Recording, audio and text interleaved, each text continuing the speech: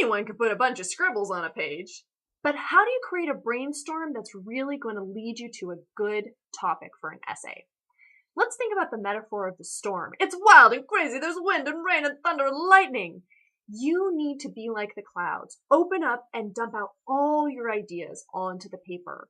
When you do that, you become immersed in the topic. You think about it from every angle and you open yourself up to the lightning bolt of inspiration to come and strike you, to illuminate your thought landscape and show you how different ideas actually work together. But it's difficult. You may get stuck. You may feel like you have no more ideas. So this Write Bite is going to show you some questions to ask, some strategies to follow, so that you actually create a brainstorm that leads you to a solid essay topic. Here's my brainstorming topic. It's nice and broad because broad prompts are more difficult.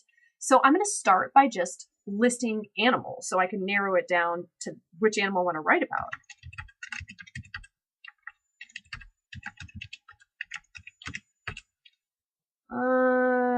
Okay, I'm dry.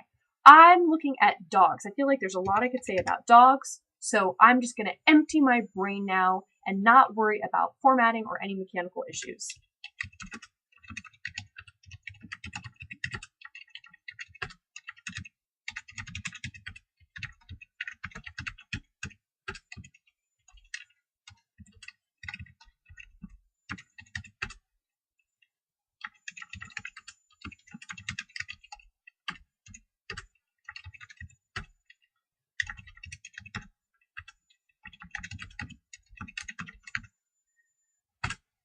All right, so I have a lot of ideas here now, but those are all the ones off the top of my brain. So now it's time for me to use my brainstorming cheat sheet.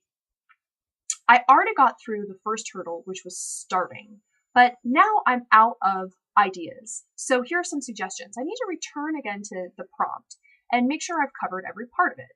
So actually, I haven't. The main part of this prompt was, how does this animal affect our daily lives? I'm going to see if I can answer that in one broad statement. So looking through,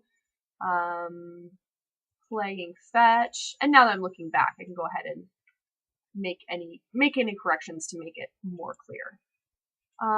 Protecting people, watchdogs, pet therapy. These all sound positive to me. So I'm going to make one broad statement about dogs, which is that dogs make life better. All right. Next, I can use some of the questions from my brainstorming cheat sheet to help me get more specific. One question that would be helpful here is, in what area? And there are some suggested areas here. So let me see, health and medicine. Ooh, I feel like I could do something with health. I'm going to go back to my brainstorm, put in health.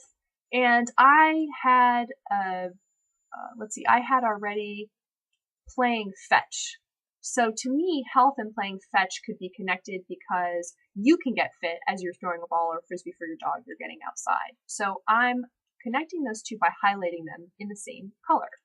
Okay, now I'm returning to my cheat sheet, and the next suggestion is to connect to what I already have. And it starts talking about BPIs and SPEs. Those are the two different types of ideas you'll have in your brainstorm. BPIs are big picture ideas, and they're statements such as dogs protect people, which is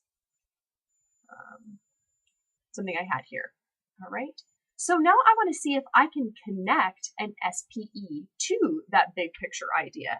And the first thing to do is to just look through what I already have in my brainstorm. Do I already have a small picture idea about protecting people? Oh yeah, airports, watchdogs, and prisons, these are all related to protection.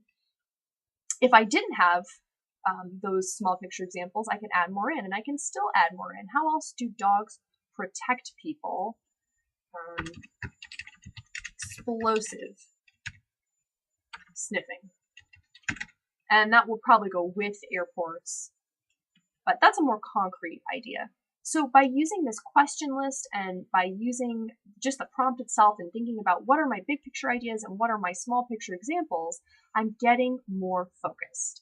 So how do I know when to stop? Well, the initial part of my brainstorming will be going without stopping and without judging for at least 5 minutes in real time. Set a timer for yourself so that you know when that time is up. But once I've done that initial emptying my brain, I need to start looking for BPIs and SPEs. And since you're usually writing 3 body paragraphs in an essay, that means you're looking for 3 big picture ideas. Go for 4 so that you can choose your best ones. And then, of course, you need small picture examples to connect back up with those big picture ideas. So once you've gotten that initial rush, that storm, that rain out of your brain, you still need to keep going in a smart way. And this cheat sheet will help you do that so that you ask yourself the right questions that will lead you to being able to come up with a solid outline. If you found this Write Bite helpful, share it with someone else. And if you're ready for your very own copy of the Brainstorming cheat sheet, head on over to wholed.com and click on the downloadable resources page.